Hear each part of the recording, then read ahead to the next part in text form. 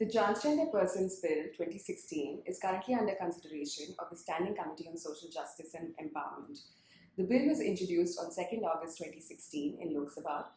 The bill presents a few issues which should be explained in greater detail through this video. The bill creates a third gender, that is transgender, confers rights on transgender persons, and creates targeted welfare schemes for them. In this context, a major challenge that the bill raises is regarding the status of transgender persons under existing laws. Currently, several criminal and civil laws only consider two genders, that is, man and woman. However, the bill does not clarify how laws with gender specific provisions will apply to transgender persons and how the legal system will treat the third gender under existing laws.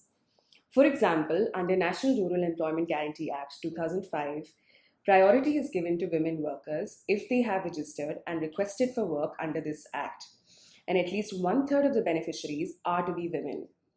Other laws with gender specific provisions include the Indian Penal Code 1860, Hindu Succession Act 1956, and the Factories Act 1948. Additionally, note that the penalties for similar offences may also vary because of the application of different laws based on gender identity. Another issue that the bill presents is regarding the recognition of the identity of transgender persons.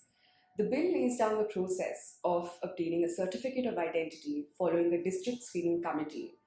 This certificate would recognize a transgender person as transgender and confer rights under the bill. However, the bill also provides a right to self-perceived gender identity.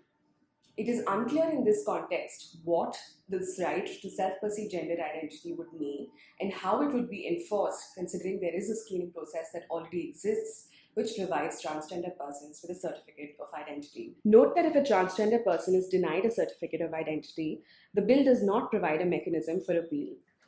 The right to self-perceived identity may have emerged from the Supreme Court judgment in 2014. This judgment upheld the right of transgender persons to self-identify as a male, female, or transgender. The bill creates provisions to protect transgender persons from discrimination on various grounds and provides welfare schemes. In this regard, it could be argued that there must be objective criteria to verify the eligibility of applicants to receive targeted benefits.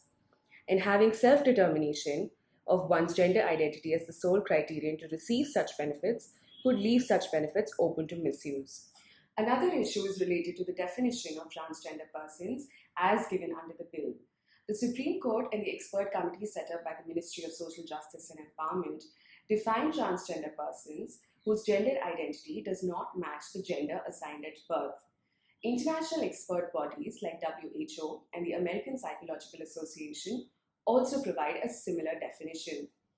Note here that the definition refers to only a psychological criteria and not a biological one. The 2016 bill differs from these definitions. The bill does not specify whether the use of the terms male and female in its definition refer to biological sex or psychological sense of gender. The bill states that the definition would include trans men and trans women, persons with intersex variations, and genderqueers. However, these terms have not been defined.